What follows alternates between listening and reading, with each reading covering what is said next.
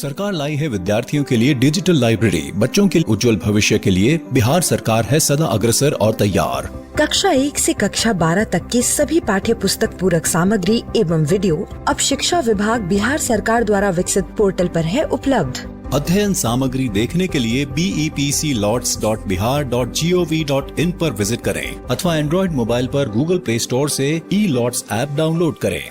शिक्षकों, अभिभावकों एवं बच्चों से अनुरोध है कि इस ई-लाइब्रेरी का अधिक से अधिक लाभ उठाएं और अपनी पढ़ाई जारी रखें।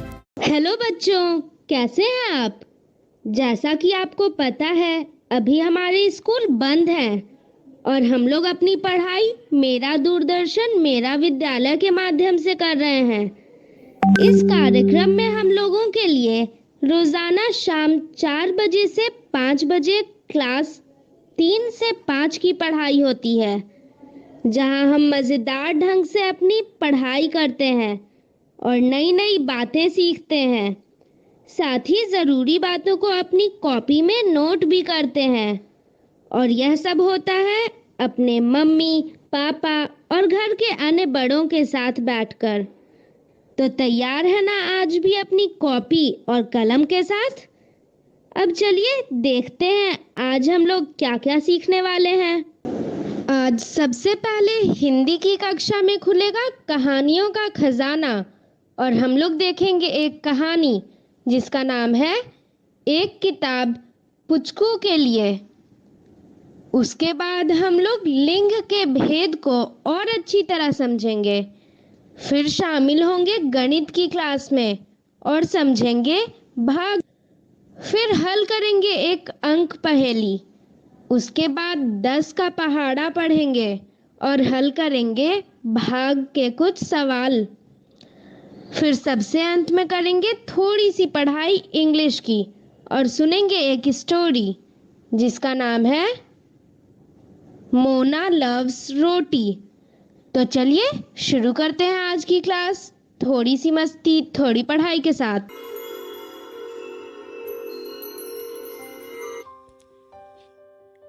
बापू की कहानी, जिसमें हम बात करेंगे महात्मा गांधी के जीवन के बारे में। पिछली बार हमने ये देखा कि इंग्लैंड पहुंचने के बाद बापू ने वहां किन परेशानियों का सामना किया, खास तौर पर खाने की समस्या। इंग्लैंड के रहन सहन के तरीकों को सीखने के लिए उन्होंने खर्चा भी किया, पर बाद में उन्हें एहसास हुआ कि उन्हें अपनी पढ़ाई पर ध्यान देना चाहिए। मेहनत करके उन्होंने वकालत की पढ़ाई पास कर ली। सभी कहते थे कि वकील को धारा प्रवाह बोलना आना चाहिए और मोहनदास जब कभी किसी मंडली या सभा में बोलने की कोशिश करते तब उनकी घिघी बन जाती, पसीना छूटता, हलक सूख जाता, मुंह से शब्द ही नहीं फूटते। लेकिन समय के साथ मोहनदास ने अपने संकोच को अपनी कमजोरी नहीं मजबूती बना लिया। वो कहते थे, अपने इस शर्मीले स्वभाव के कारण मेरी फजीहत तो हुई पर मेरा कोई नुकसान नहीं हुआ, बल्कि अब तो मैं देख सकता हूँ कि मुझे फायदा ही हुआ है। पहले बोलने का संकोच मेरे लिए दुखकर था और अब वो सुखकर हो गया है। एक बड़ा फायदा तो यह हुआ है कि मैंने शब्दों का मितव्यय करना सीखा। मुझे अपने विचारों पर काबू रखने की आदत सहज ही पड़ गई। मेरी जबान या कलम से बिना सोचे विचारे या बिना तौले शायद ही कोई शब्द कभी निकलता है। याद नहीं पड़ता कि अपने भाषण या लेख के किसी अंश के लिए मुझे कभी शर्माना या पछताना पड़ा हो। किंतु अभी वो मजबूती का समय नहीं आया था। अभी तो करीब 3 साल की पढ़ाई करके मोहनदास स्वदेश लौटे थे। उनके बड़े से परिवार को उनसे बहुत उम्मीदें थी, लेकिन मोहन के मन में घोर डर था। विदेशी पढ़ाई ने स्वदेश में वकालत करने की कोई व्यावहारिक शिक्षा नहीं दी थी। फिर आते ही पता लगा कि उनकी माता का देहांत हो गया है। मुंबई में घर किराए पे लिया और वकालत शुरू कर दी, लेकिन बड़े भाई की कोशिशों के बावजूद भी मोहनदास के पास कोई अपना काम लेकर के नहीं आता था। जो पहला मुकदमा उनके पास आया वो आसान था। उन्हें प्रतिवादी की ओर से जिरह करनी थी।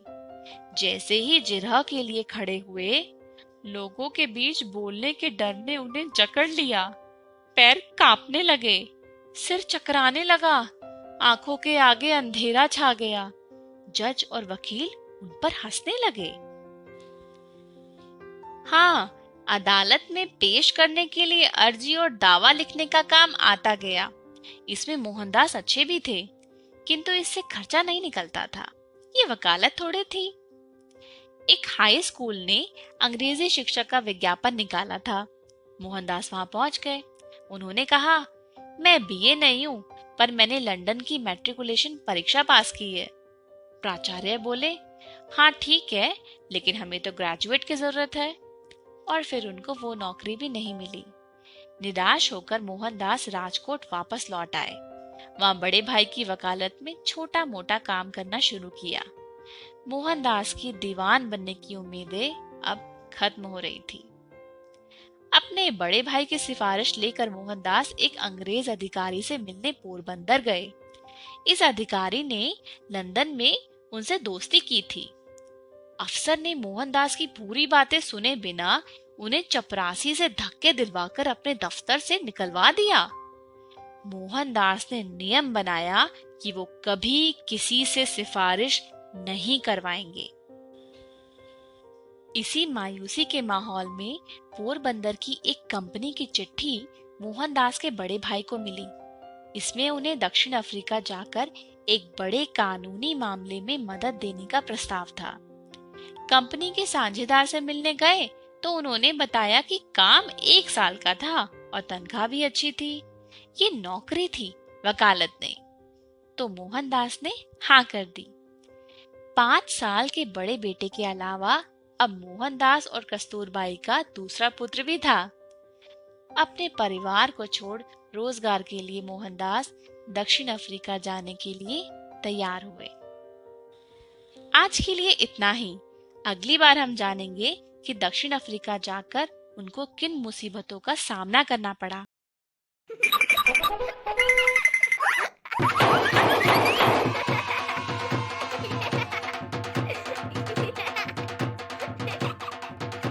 हेलो दोस्तों, स्वागत है आपका हमारे टीवी शो में जिसका नाम है थोड़ी सी मस्ती थोड़ी पढ़ाई। रोज की तरह ही आज हम 2 पाठ सीखेंगे, हिंदी और गणित।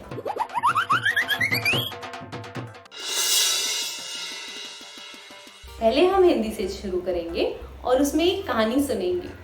फिर कहानी के से आगे बढ़ते हुए कुछ खेल भी खेलेंगे। अगर आप अपनी कॉपी पेंसिल लेकर तैयार हो तो अब मैं कहानी शुरू करती हूँ।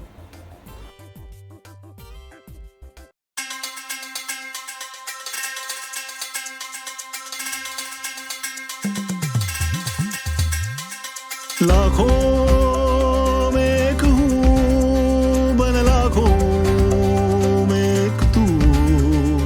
लाखों में एक हूँ, बन लाखों में एक तू।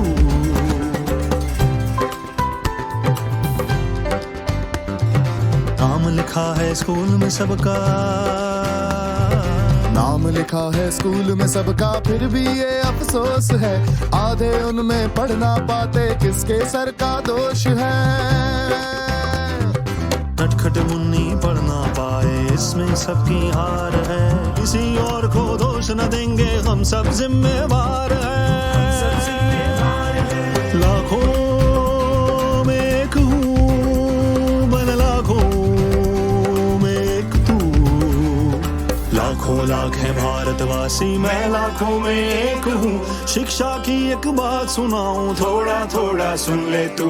लाखों लाख है भारतवासी, मैं लाखों में एक हूँ। सुन ले मेरी बात जरा और हो जा मेरे संग तू। काका, सही बात कही है गाने में। इसलिए तो हम पढ़ाई खेल कहानी के माध्यम से करते हैं। तो इसी बात पर एक कहानी हो जाए। हाँ हाँ बिल्कुल। ठीक है, तो सुनो एक कहानी, एक किताब पुष्कू के लिए।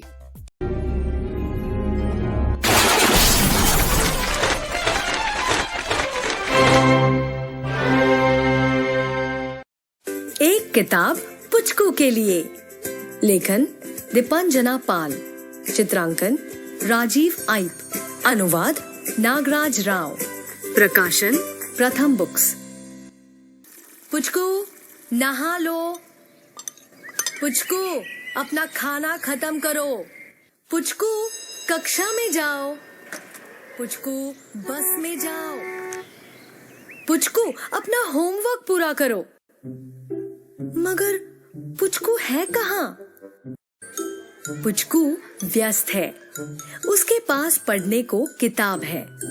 पुचकू हमेशा पढ़ती रहती है, घर पर, पाठशाला में, पार्क में, बिस्तर में भी।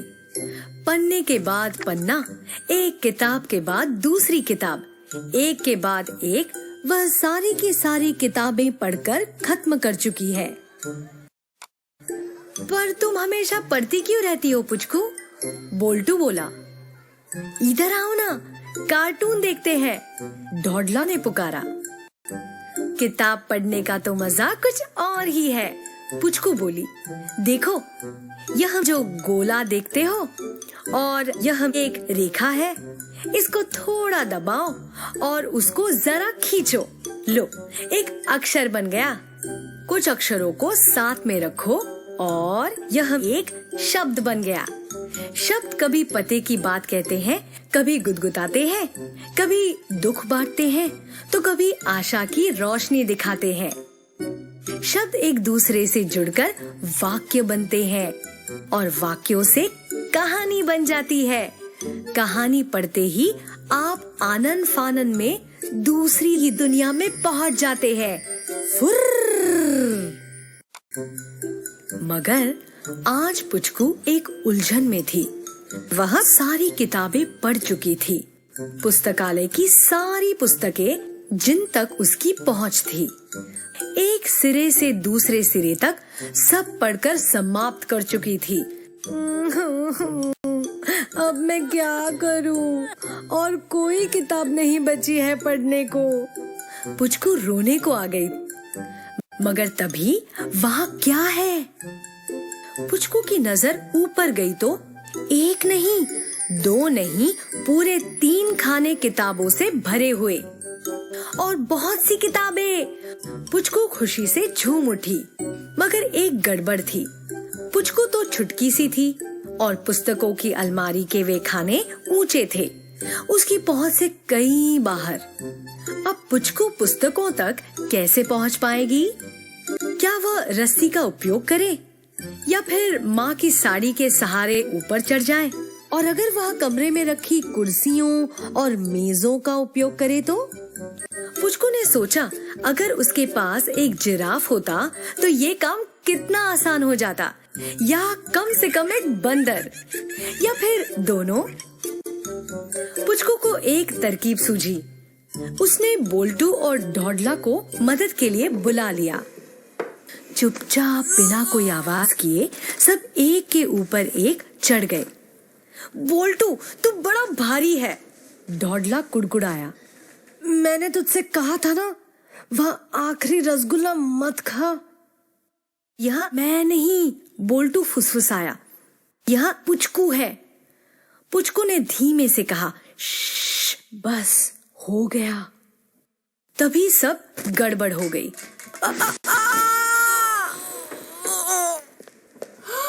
क्या हो रहा है यहाँ?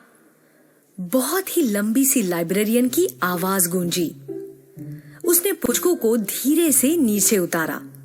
बोल्टू और ढोढला 9-2-11 हो चुके थे। पुचकू ने लगभग हाथ में आई किताब की ओर दुखी होकर देखा। क्या मैं कुछ मदद करूं? लंबी लाइब्रेरियन ने कहा। पुचकू ने रुआसी होकर कहा, मैं तो बस अलमारी पर चढ़ने की कोशिश कर रही थी, क्योंकि मेरे पास पढ़ने के लिए किताबें ही नहीं बची है। तुमने मुझसे क्यों नहीं कहा? लंबी लाइब्रेरियन बोली। जब तक मैं यहाँ हूँ, तुम्हें अलमारी पर चढ़ने की कोई जरूरत नहीं। क्या मैं तुम्हें ऊपर उठाऊं? पुचकू ने सर हिलाया। पुचकू किताबें चुनने लगी। मैं यह वाली लूंगी और यह भी, और खुशी से बोली, धन्यवाद। वो वाली भी ले लो। जब मैं छोटी थी तब मैंने इसे बड़े चाव से पढ़ा था। लाइब्रेरियन बोली। आप भी कभी छोटी थी? पुचकू ने पूछा। बिल्कुल, तुमसे भी छोटी। फिर मैं बड़ी हुई, तुम भी हो जाओगी। मगर तब तक तुम्हें जिस किताब की भी जरूरत हो मुझसे मांग लिया करो, मैं तुम्हें लाकर दूंगी, ठीक है ना? मगर क्या पुचकू ने सुना? जी नहीं, वह तो किताब में रम गई। वृत्त, रेखाएं, एक अक्षर और फिर दूसरा, एक शब्द और फिर दूसरा, एक वाक्य और दूसरा वाक्य। लो, अब एक नई कहानी, क्योंकि पुचकू के हाथ लग गई है एक नई किताब। तो बच्चों, क्या आपको भी किताबें पढ़ना पसंद है? तो कौन सी? बिट्टू, कहानी तो बढ़िया थी। मैं भी आज एक किताब पढ़ती हूँ। लेकिन काकी, अभी तो खेल का समय है, आप इसके बाद पढ़ लीजिएगा। ठीक है बिट्टू, अब तुम्हारी बात को कैसे टाला जाए? हाँ जी, आज का खेल है लिंग के भेद। तो आइए खेल शुरू करते हैं। लिंग के भेद। इस खेल में हमें क्या करना है? जी हाँ, आप जानते हैं, इस खेल में हमें शब्दों के लिंग पता करना है। लिंग अर्थात स्त्रीलिंग, पुल्लिंग, नपुंसकलिंग या उभयलिंग, ये सारे लिंग लिंग के भेद कहलाते हैं। लेकिन यहाँ हमें सिर्फ स्त्रीलिंग और पुल्लिंग पहचानने हैं। तो आइए खेल शुरू करें। पुल्लिंग शब्द छांटकर अलग कीजिए। जी हाँ, सिंघनी पुरुष, स्त्री, तोता, शेरनी, महाराजा। तो सिंघनी यानी वो जाएगा लड़की में। पुरुष, पुरुष तो पुरुष में ही जाएगा। स्त्री जाएगा लड़की में। तोता ये जाएगा लड़के में। शेरनी ये जाएगा लड़की में। महाराजा ये जाएगा लड़के में।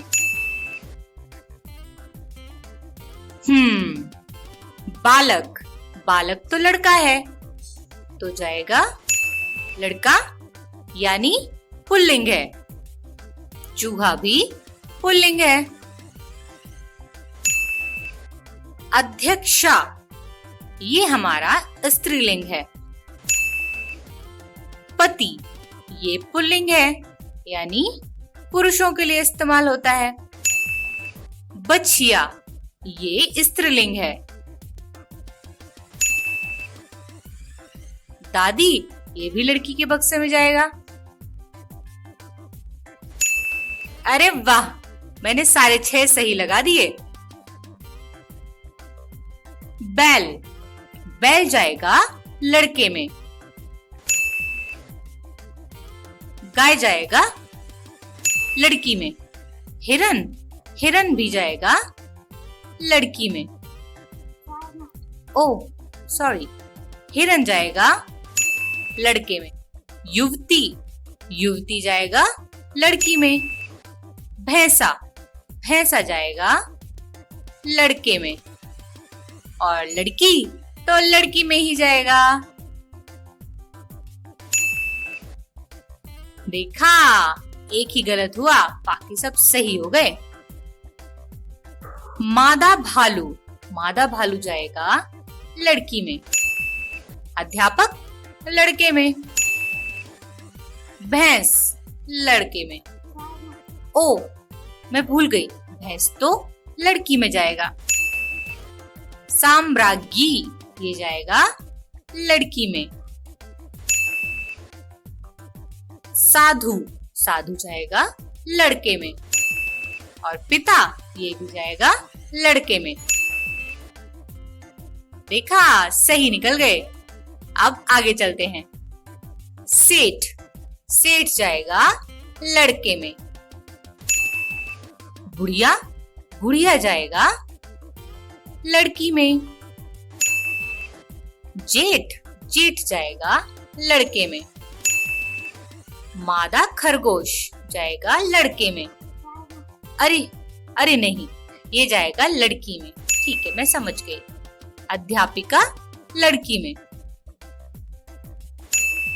और अग्रज लड़के में ही जाएगा, यही बचा है। सही है ना? अरे वाह, मैंने तो सिर्फ शायद 2 बार गलत किया और बाकी सभी सही किए हैं। अगली बार मैं कोशिश करूंगी ये भी गलत ना हो। अरे काकी, शब्द भी पुरुषों और स्त्रियों की श्रेणी में आते हैं। हाँ बिट्टू, देखा तुमने, जब मैं बोलती हूँ तो सुनो ध्यान से। मैं इस्तेमाल करती हूँ कहती, बोलती, चलती वगैरह। हाँ, और जब मैं बोलता हूँ तो कहता हूँ चलता, कहता, टहलता, आता, जाता वगैरह। अरे हाँ, और इन्हीं को तो लिंग के भेद यानी स्त्रीलिंग, पुल्लिंग, नपुंसक लिंग ये कहते हैं। बिल्कुल सही बिटिया, लेकिन अभय लिंग को मत भूलना। कुछ ऐसे शब्द भी हैं जिनका कोई लिंग नहीं होता, उन्हें नपुंसक लिंग कहते हैं। ये तो बहुत जानकारी वाली बात बताई, स्कूल में काम आएगी काका। तो बच्चों, आप भी कुछ शब्दों के भेद पता कीजिए कि वे स्त्रीलिंग हैं, पुल्लिंग हैं या नपुंसक लिंग हैं। गुड़िया, शेर, हाथी, कोयल, तोता, गाय, राजा, छात्रा, बूढ़ा और साधु। बिट्टू तो हर रोज नया नया सीख रही है, एकदम लूड़ वाली हो गई है। देखना, एक दिन हम सबका नाम रोशन करेगी। बिट्टू के काका, ये तो अच्छी बात है कि हमारा नाम रोशन करेगी, लेकिन अभी जो आपने एक शब्द बोला वो क्या था? अरे मैंने तो यही कहा कि नाम रोशन करेगी। अरे नहीं, आपने कुछ और बोला था। क्या था? हाँ, ल अक्षर से शुरू होता है वो शब्द। अरे भाग्यवान, ल अक्षर से बहुत सारे शब्द होते हैं। ल से होता है लोटा, लालटेन, लट्टू भी ल अक्षर से ही होता है। किसकी बात कर रही हो भाग्यवान? ऐसा है ना कि आप रहने ही दीजिए। पता नहीं कभी कभी आपका दिमाग कहाँ चला जाता है। अभी आपने जितने शब्द गिनवाए उसका बिट्टू से क्या काम? कुछ और बोला था आपने। कुछ और बोला था? क्या बोला था? अरे एक तो लूर बोला था, और क्या? हाँ, यही लूर भी तो ल अक्षर से होता है। इसका क्या मतलब होता है, यही पूछ रहे थे। अच्छा। क्या हुआ काका, आप बता नहीं रहे हैं, हंस रहे हैं। अरे आओ बिटिया, आओ, लूर वाली हमारी प्यारी बिटिया, तनी इधर आओ।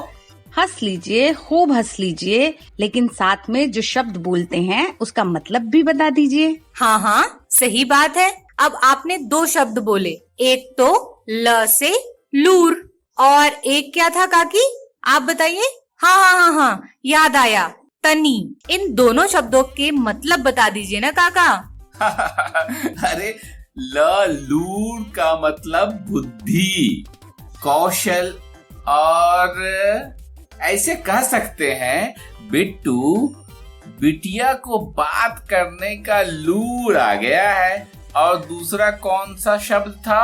हाँ, तनी मतलब थोड़ा, जरा सा। वाह काका, क्या बात है, आज तो हमने 2 नए शब्द सीख लिए। तो बच्चे लोग, आप पता कीजिए कि लूर और तनी को 5 स्थानीय भाषाओं में यानी बज्जिका, मगही, मैथिली, भोजपुरी और अंगिका में क्या कहते हैं?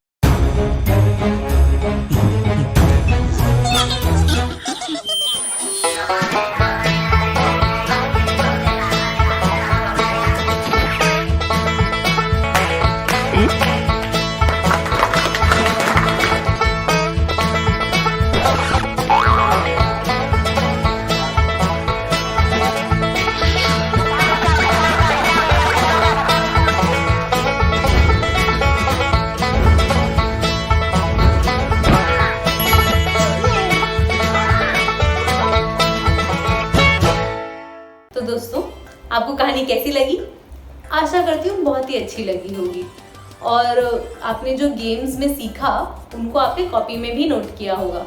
ये पाठशाला सीखने में आपको मज़ा तो आता है ना? भाई वाह, बहुत अच्छा लगा सुनकर कि आपको मज़ा आता है। अब हम गणित की ओर चलें। गणित को इस पाठशाला ने आपके लिए थोड़ा सरल तो बनाया होगा, है ना? मेरे साथ गणित के कुछ आसान सवाल हल करने के लिए चलिए। हेलो दोस्तों और हेलो सीमा, कैसे हैं आप सभी? तो जिस तरह हमने इन माचिस की तीलियों, माचिस के बंडल और माचिस के बॉक्स का प्रयोग करके गुणा किया था, उसी तरह आज हम इनके द्वारा भाग करने वाले हैं।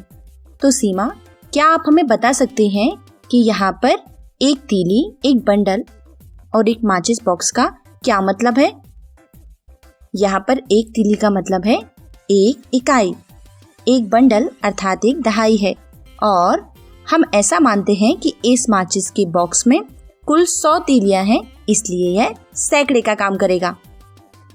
तो हमने पहले जैसे वीडियोस में कुछ छोटे छोटे भाग तो सीख ही लिए हैं, आज हम कुछ बड़े भाग करेंगे।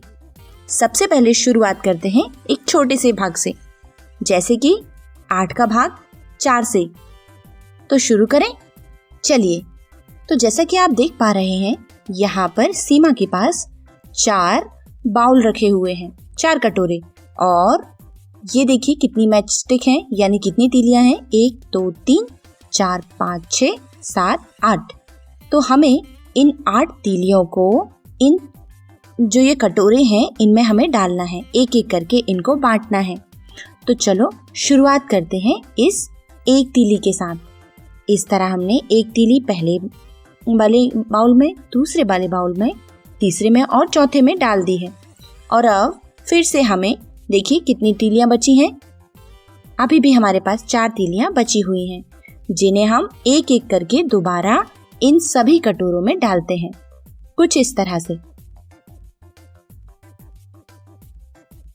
तो आप देख पा रहे होंगे कि हर कटोरे में 2-2 तीलियां आ चुकी हैं। इसका मतलब है कि 8 तीलियों को जब 4 भागों में बांटा जाता है तो एक भाग को 2 प्राप्त होते हैं। दैट मीन्स कि हाँ, 8 का भाग 4 में देने पर 2 उत्तर मिलता है। अब चलो, अगर हम इकाई की जगह दहाई लेते हैं, दहाई लेते हैं का मतलब है हम अगर तीलियों की जगह पर अब ये बंडल्स का यूज करते हैं, तो देखिए एक बंडल में कितने हैं? एक बंडल में है 10। तो इस तरह हमारे पास ये कुल 8 बंडल हैं। तो हुए कितने? जी हाँ, 80। इसलिए हम ये 80 का भाग अगर 4 में देते हैं तो कितना प्राप्त होता है ये जानने वाले हैं।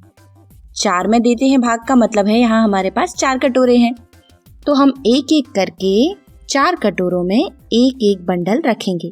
क्योंकि एक बंडल मतलब 10 है, इसलिए 4 बंडल का मतलब हुआ 10, 20, 30 और ये 40। तो 40 तो पूर्ण हो चुके हैं और यहाँ पर देखिए 4 बंडल बाकी हैं, जिन्हें हम एक एक करके फिर से इन कटोरों में डालेंगे। इस तरह दोबारा डालने पर पूरी तरह से एक एक कटोरे में आ चुके हैं बंडल। तो देखिए एक कटोरे में कितने बंडल हैं? जी हाँ, 2। इसका मतलब 10 और 10 20। तो इस तरह हमने देखा कि 80 का भाग जब हम 4 में देते हैं तो प्राप्त होता है 20। और अब अगर हम ऐसा करें कि अब हम इनकी जगह पर 80 की जगह पर अगर 800 लें तो भाग कैसे करेंगे? इतना मुश्किल भी नहीं है। अब हम 800 का भाग 4 में करने वाले हैं, तो हम किसका प्रयोग करेंगे 800 के लिए? बिल्कुल, इस बार हम ये माचिस के बॉक्स का प्रयोग करेंगे, क्योंकि एक माचिस का बॉक्स 100 है। तो इस तरह 8 माचिस के बॉक्स हुए 800 और ये 4 कटोरे हैं। इस तरह भाग करना बिल्कुल आसान हो जाएगा। चलो हम एक एक माचिस के बॉक्स को इनमें डालकर शुरुआत करेंगे। तो सबसे पहले कटोरे में, फिर दूसरे, फिर तीसरे और फिर चौथे। इस तरह 4 कटोरों में एक एक माचिस बॉक्स है, मतलब 400 हैं और ये 4 बचे हुए हैं, जिन्हें हम दोबारा इनमें डालेंगे। इस तरह पूरे कटोरे भर चुके हैं।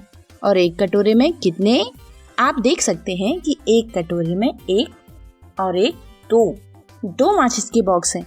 और एक माचिस का बॉक्स मतलब तो 100 है। इसका मतलब 2 माचिस का बॉक्स हुआ 200। कहने का मतलब है कि 800 का भाग 4 में करने पर 200 प्राप्त होता है। तो आपने समझा कि देखिए, जब हमने 8 का भाग दिया था 4 में तो प्राप्त हुआ था 2, और जब हमने 80 का भाग 4 में दिया तो हमको प्राप्त हुआ था 20। और इसी तरह जब हमने 800 का भाग 4 में दिया तो हमको प्राप्त हुआ है 200। दोस्तों, आप इस पैटर्न को समझ रहे हैं ना? तो दोस्तों, हमने देखा कि 8 का भाग 4 से करने पर 2, 80 का भाग 4 से करने पर 20 और 800 का भाग 4 से करने पर प्राप्त हुआ है 200। तो इसका मतलब है कि यदि आप 8 का भाग 4 से करना बहुत आसानी से जानते हैं तो आप आसानी से कठिन अंक जैसे 80, 800, 8000 आसानी से इनका भाग कर पाएंगे। जैसे देखिए, 80 के शून्य को एक तरफ रख देंगे। इस तरह 8 का भाग फिर 4 से करेंगे तो प्राप्त होगा 2 और वो शून्य लगा देंगे तो हमें प्राप्त हो जाएगा 2 और शून्य अर्थात 20। इसी तरह 800 में 4 से भाग करने पर देखिए कितना आसान है। हम यहाँ पर 2 शून्य हैं, 2 शून्य को अलग रखेंगे और 4 का भाग 8 से करेंगे। जो आपको पता है 4 का भाग 8 से करने पर प्राप्त हुआ था 2 और वो 2 शून्य अलग से जो हैं उन्हें लगा देंगे उत्तर में तो प्राप्त हो जाएगा 200। तो है ना यह ट्रिक आपके काम की। आप इसी तरह बहुत सारे भाग आसानी से हल कर सकते हैं। जैसे अगर हमारे पास 12 भागे 3 हो तो हम क्या करेंगे? देखिए, क्योंकि 12 का भाग 3 से देना है मतलब 3 के पहाड़े में 12 कितने बार में आ जाता है? बिल्कुल, 3 के पहाड़े में 12 आ जाता है 4 बार में। इस तरह 12 भागे 3 होता है 4। अब अगर 12 ना होके 120 हो और भाग 3 से करना हो तो हम फिर वही करेंगे, 120 के शून्य को अलग रखेंगे और 3 का भाग 12 में देंगे। प्राप्त होगा 4 और वो शून्य लगाने पर हमें मिल जाएगा 4 शून्य अर्थात 40। और इसी तरह आप 1200 का भाग भी कर सकते हैं। 1200 का भाग जब आप 3 से करेंगे तो 2 शून्य अलग कर दीजिएगा और 3 का भाग 12 में मतलब 4 और 2 शून्य लगाने पर 400। तो इसी तरह आप भी भाग करके देखिएगा बच्चों घर पे। हम फिर मिलेंगे, तब तक के लिए बाय बाय। हेलो मेरे प्यारे दोस्तों, आज हम फिर से एक नई अंक पहेली हल करने वाले हैं। ये देखिए, बहुत आसान है ये और बहुत मजेदार भी है। अंक पहेली में बताइए हमें क्या करना है? बिल्कुल सही है आप, हमें भाग करना है। तो शुरू करते हैं इस पहली पंक्ति के साथ। 16 का भाग किसमें करने पर 8 प्राप्त होगा? इसे करने के लिए हमें 8 का पहाड़ा पढ़ना है, ऐसा कि 16 आ जाए। तो 8 एकम 8 और 8 दूनी होते हैं 16, इसका मतलब यहाँ 2 आएगा। और अब इस पहले कॉलम में देखिए जो सबसे बाएं कॉलम है, 16 का भाग किसमें करने पर 4 प्राप्त होंगे? ये तो आसान है, 4 का पहाड़ा 4 बार पढ़ने पर 16 आता है, इसलिए 4। और अब इस बीच वाली पंक्ति पे 4 का भाग किसमें करने पर 2? जी हाँ, 2 का पहाड़ा 2 बार पढ़ने पर 4 आता है, इसलिए 2। और अब इस बीच वाले कॉलम में 8 का भाग 2 में करने पर कितना प्राप्त होगा? 2 का पहाड़ा ऐसा पढ़ो कि 8 आ जाए, तो कितने बार? 4 बार, इसलिए यहाँ 4 आएगा। और अब इस अंतिम वाले कॉलम में देखिए, यहाँ क्या है? 15 का भाग करना है, ऐसा कि 3 प्राप्त हो जाए, तो कितने बार करना होगा? 3 का पहाड़ा पढ़ दीजिए कि 15 आ जाए। 3 का पहाड़ा 5 बार पढ़ने पर 15 आते हैं ना, इसलिए यहाँ पर 5 आएगा। और अब देखिए दोस्तों, सबसे नीचे वाली पंक्ति पे किस में भाग करने पर 4 से 3 प्राप्त होगा? तो हमें 3 का 4 बार पहाड़ा पढ़ना है, तो कितना? 12। इस तरह पूरी पहेली हल हो चुकी है। अब आप एक एक बॉक्स ध्यान से मिला लीजिएगा। बढ़ते हैं अगले अंक पहेली की ओर। फिर से एक बड़ी अंक पहेली है। यहाँ पर सबसे पहली पंक्ति में देखिए, 64 का भाग कीजिए कि 8 प्राप्त हो जाए। तो 8 का 8 बार पहाड़ा पढ़ देंगे, इस तरह 64 आ जाएगा। तो इसलिए यहाँ पे 8 आएगा। अब इस सबसे बाएं कॉलम में देखिए, 64 का भाग किसमें करने पर 4 प्राप्त होता है। तो 4 का पहाड़ा ऐसा पढ़ें कि 64 आ जाए, या फिर ऐसा कौन सा पहाड़ा है जिसको 4 बार पढ़ने पर 64 आता है। अगर आपसे पहाड़े ठीक से आते हैं तो आपको पता होगा कि 16 का पहाड़ा 4 बार पढ़ देते हैं तो 64 प्राप्त होता है। बिल्कुल सही, इसलिए यहाँ 16 ही आएगा। अब देखिए इस बीच वाले कॉलम में 8 का भाग किस में करने पर 4। तो देखिए 8 का भाग किस में करना है, तो 4 का पहाड़ा पढ़ लेते हैं। 4 का पहाड़ा 2 बार पढ़ेंगे, इसलिए 8 आ जाएगा। तो इसलिए यहाँ पर 2 आएगा। और अब क्या बचा, ये देखिए ये बीच वाली पंक्ति, 16 का भाग 2 पे करना है, मतलब 16 के 2 भाग करने हैं, तो एक भाग पे 8 होगा। और अब ये अंतिम कॉलम देखिए, 8 का भाग 8 में दे देंगे तो प्राप्त होगा 1। अब एक और अंक पहेली ये रही। फिर से बताइए, शुरू करते हैं इस पहली पंक्ति के साथ। यहाँ देखिए किस में भाग कर देते हैं 7 का कि 6 प्राप्त होते हैं। किसके 7 भाग करने पर 6? 42 के 7 भाग करने पर 6, क्योंकि 7 6 42 होता है। अब यहाँ देखिए बीच वाली पंक्ति में 6 के कितने भाग करें कि 2 मिले सबको? जी हाँ, 6 के करने होंगे 3 भाग। और अब ये नीचे वाली पंक्ति में देखिए, यहाँ पर 3 भाग किसके करने पर 3 प्राप्त होता है, तो 9 के। और अब यहाँ 42 का भाग 6 में देने पर 6 का पहाड़ा पढ़ो कि 42 आ जाए। कितने बार पढ़ा? 7, इसलिए यहाँ 7 आएगा। और अंतिम कॉलम में देखिए 9 से भाग करना है। 9 से ऐसा भाग कीजिए कि 3 प्राप्त हो जाए, हर भाग को 3 मिले। तो कितने भाग होंगे? जी हाँ दोस्तों, 3 का पहाड़ा 3 बार पढ़ने पर 9 आता है, इसलिए यहाँ 3 ही आएगा। इस तरह हमारी सारी अंक पहेली हल हो चुकी हैं। आप एक बार अच्छे से मिला लीजिएगा। हम फिर मिलते हैं दोस्तों अगली अंक पहेली के साथ। हेलो दोस्तों, तो आइए आज हम सबसे आसान वाला पहाड़ा पढ़ने वाले हैं। कौन सा पहाड़ा? पहाड़ा है 10 का। इससे पहले आप 2 से लेकर पूरे 9 तक के पहाड़े अच्छे से अभ्यास करिएगा। फिर शुरू करते हैं आज 10 का पहाड़ा। एक बार मैं बोलूंगी, फिर मेरे साथ मोनू दोहराएगा और साथ साथ आप भी दोहराइए। चलिए ध्यान से सुनिए अभी। 10 एकम 10, 10 दूनी 20, 10 तिया 30, 10 चौके 40, 10 पंचे 50, 10 छक्के 60, 10 साते 70, 10 आठे 80, 10 नम्मे 90 और 10 दहाई पूरे 100। अब मेरे साथ मोनू दोहराने वाला है। चलो शुरू करते हैं। अब एक बार आपको भी दोहराना है साथ साथ। Okay ready?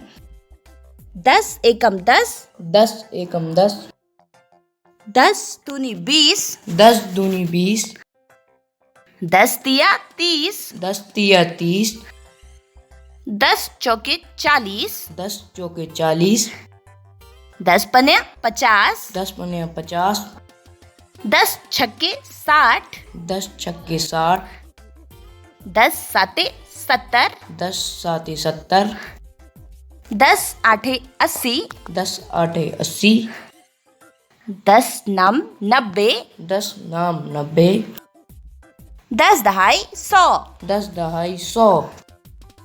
ओके दोस्तों, तो आप 2 से लेकर 10 तक के पहाड़ों का जरूर बार बार अभ्यास करें। हम फिर मिलेंगे, तब तक के लिए बाय बाय। हेलो दोस्तों, कैसे हैं आप सब? आज हम करने वाले हैं भाग के कुछ आसान सवाल। आपको पहाड़े तो याद है ना? क्यों? मैं बताती हूँ। जिस तरह गुणा करने के लिए पहाड़े आना बहुत ज़रूरी है, उसी तरह भाग के लिए भी पहाड़े बहुत आवश्यक हैं। तो चलिए खेलते हैं हम खेल और देखते हैं कि यहाँ पर हमें भाग के कौन कौन से सवाल दिए गए हैं और उन्हें किस तरह हल करना है। दिए गए स्थान में भाग के उत्तर को भरें। यहाँ पर हमें सबसे पहले सवाल दिया गया है 40 भाग 8। तो इसे किस तरह हल करेंगे? बहुत आसान है। हम यहाँ पर 8 का पहाड़ा पढ़ेंगे और देखेंगे कि उसमें 40 कहाँ पर आता है। तो चलिए मेरे साथ 8 का पहाड़ा पढ़िए। 8 एकम 8, 8 दूनी 16, 8 तिये 24, 8 चौके 32, 8 पंजे 40। तो 8 पंजे आया 40, यानी कि जब हमने 8 को 5 से गुणा किया तो हमारे पास 40 आया।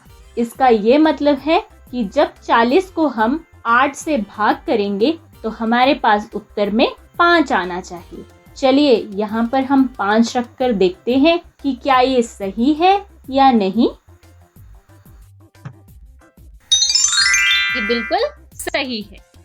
आगे बढ़ते हैं। अगला सवाल है 21 भाग 7। तो अब आप बताइए कि यहाँ पर हमें क्या करना है। जी हाँ, यहाँ पर हमें 7 का पहाड़ा पढ़ना है और देखना है कि 21 उसमें कहाँ पर आता है। तो चलिए पढ़ते हैं 7 का पहाड़ा। 7 एकम 7, 7 दूनी 14, 7 तिये 21। तो यानी कि हमने जब 7 को 3 से गुणा किया तो हमारे पास आया 21।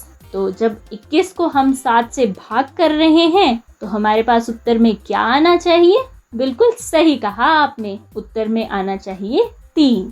तो चलिए देखते हैं कि 3 सही उत्तर है या नहीं। ये बिल्कुल सही है। अगला सवाल है 280 भाग 4। तो क्या आप 4 का पहाड़ा 280 तक पढ़ सकते हैं? मुश्किल है ना? कोई बात नहीं, इस मुश्किल को हम आसान बना देते हैं। कैसे? मैं बताती हूँ। आपको याद है कि जब गुणा में भी इस तरह के सवाल आए थे तो हमने 0 को एक तरफ रख दिया था और अपना ध्यान बाकी अंकों की तरफ लगाया था। तो यहाँ पर भी हम वैसे ही करेंगे। तो अब 0 को एक तरफ रख दीजिए और 4 का पहाड़ा 28 तक पढ़िए और मुझे बताइए कि 4 के पहाड़े में 28 कहाँ पर आता है। पढ़िए। 4 एकम 4, 4 दूनी 8, 4 तिये 12, 4 चौके 16, 4 पंजे 20, 4 छिके 24, 4 सते 28। तो जब हमने 4 को 7 से गुणा किया तो आया हमारे पास 28, यानी कि जब 28 को 4 से भाग करेंगे तो आना चाहिए 7। तो हम उत्तर में पहले लिखते हैं 7 और उसके बाद ये जो 0 हमने एक तरफ रख दी थी उसको 7 के बाद लिख देंगे। इस तरह हमारा उत्तर सही हो गया है ना। बहुत आसान। अब अगला आप करेंगे। मुझे बताइए कि कैसे होगा। बिल्कुल सही, हम 0 को एक तरफ रख देते हैं और 3 का पहाड़ा 24 तक पढ़ेंगे। तो बताइए 3 के पहाड़े में 24 कहाँ पर आता है। बिल्कुल सही, 3 अठे 24। इसका मतलब जब 24 को हम 3 से भाग करेंगे तो उत्तर में आएगा बिल्कुल सही 8। तो हमने पहले लिख दिया 8 और उसके बाद ये जो 0 था इसको हमने 8 के बाद लगा दिया। इस तरह हमारा उत्तर सही हो गया। मुझे उम्मीद है कि आपको ये सवाल समझ आए होंगे। आप घर पर भी इन सवालों को दोहराते रहिए, घर पर रहिए, सुरक्षित रहिए और नई नई बातें सीखते रहिए। धन्यवाद। दोस्तों, आज की कहानी का नाम है मोना लव्स रोटी। इस कहानी का स्रोत है स्टोरी व्यूवर कम्युनिटी। इस कहानी की लेखिका है संध्या टक्सले और चित्रकार है शैलजा जैन चौगुले। मुझे लगता है यह कहानी रोटी बनाने के बारे में होगी। चलो तो फिर चलकर यह कहानी देख और सुन लेते हैं। Mona loves roti. Amma, how did you make this roti? From a small ball of soft dough. And how did you get this dough? From this fine white flour. And how did you get that flour? From this golden brown wheat. And how did you get the wheat? We grow in our field. How do we grow the wheat? We sow seeds, water the plants and work hard. And then the crop grows and ripens. And then we get the wheat and Mona gets her roti. Puffed, hot and delicious. कहानी तो खत्म हो गई। क्यों दोस्तों, कहानी पसंद आई? इस कहानी में मोना ने अपनी माँ से बहुत सारे सवाल पूछे और सारे सवाल यह जानने के लिए थे कि रोटी कैसे बनती है।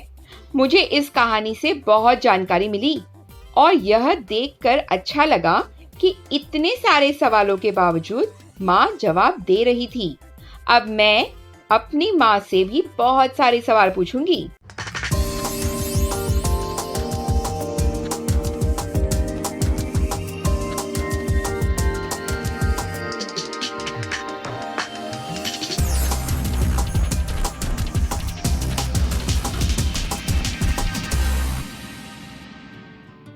संजय गांधी जैविक उद्यान जू आउटरीच प्रोग्राम में आपका स्वागत है। आज हम जिस जानवर के बारे में बात करेंगे वो दुनिया के सबसे लोकप्रिय पालतू जानवरों में से एक है, लेकिन इनमें कुछ बेहद खतरनाक और डरावने भी होते हैं। आज हम चलेंगे बिल्लियों के एनक्लोजर के पास और जानेंगे उनसे जुड़ी हुई कुछ महत्वपूर्ण बातें। हम बाघ, शेर, चीता और तेंदुआ के बारे में तो जानते हैं कि ये सभी बिल्लियों की बड़ी नस्लें हैं। इसके अलावा बिल्लियों की छोटी नस्लें भी हैं, जिनमें जंगली बिल्ली और फिशिंग कैट दोनों महत्वपूर्ण हैं। सबसे पहले हम बात करेंगे जंगली बिल्ली के बारे में। ये अन्य बिल्लियों की तरह रात में सक्रिय नहीं रहते हैं, बल्कि ये सुबह में या शाम को अपना शिकार करना पसंद करते हैं।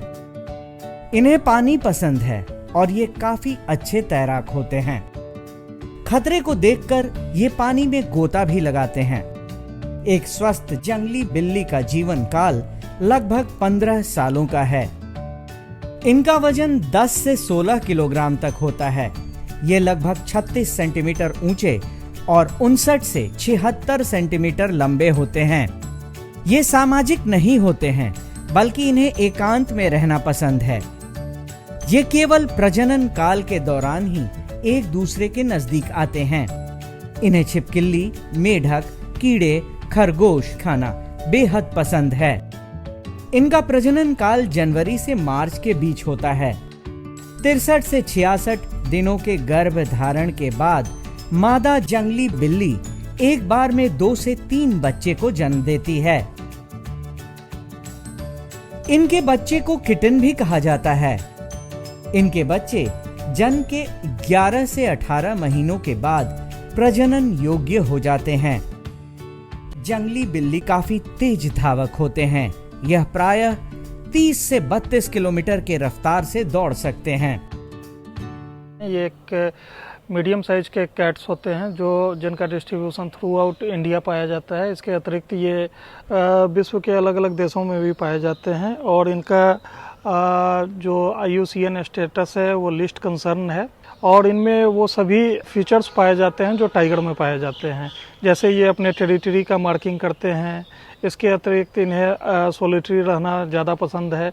इनका जो कलर है ये मटमैले रंग का होता है, ब्राउन, और शुरू में इनका वज़न काफ़ी कम होता है। ये लगभग 40 से 50 ग्राम के ही होते हैं और काफ़ी असहाय होते हैं और 10 से 12 दिनों के बाद इनका आँख खुलता है और धीरे धीरे ये मदर का फीडिंग के बाद 5 से 6 महीने बाद वो सेपरेट हो जाते हैं। 1 साल के बाद ये सेक्सुअली मैच्योर हो जाते हैं और पटना जू में ये काफ़ी अच्छे से ब्रीड कर रहे हैं। जो जंगल कैट्स हैं, लेसर कैट्स भी इन्हें कहा जाता है।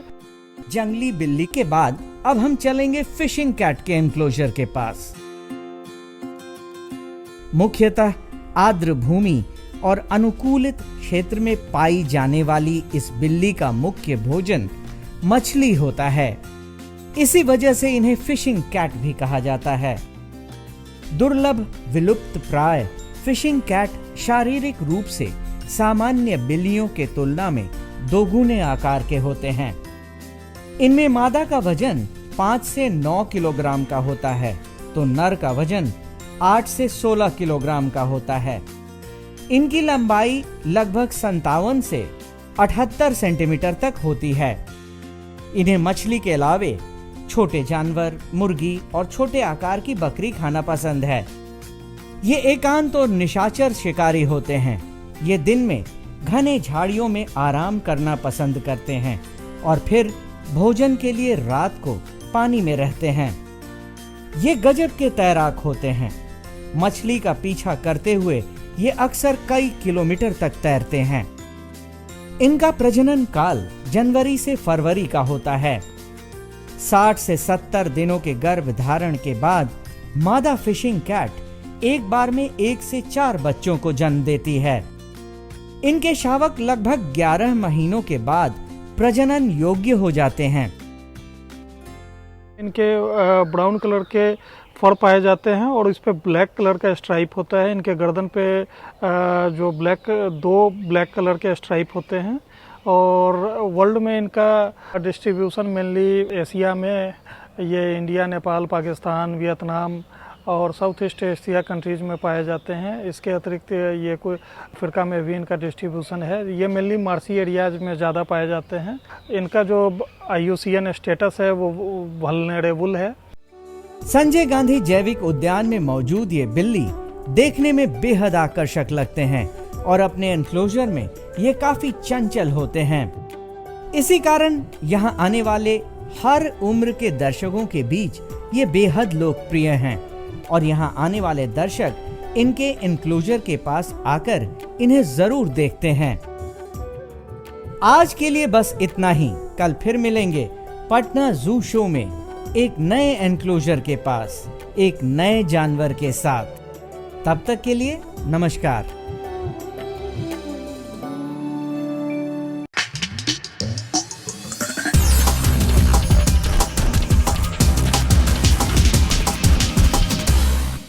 तो आशा करती हूँ बच्चों आज के एपिसोड में आपने जरूर कुछ नया सीखा होगा। मिलते हैं अगले एपिसोड में। बाय बाय बच्चों।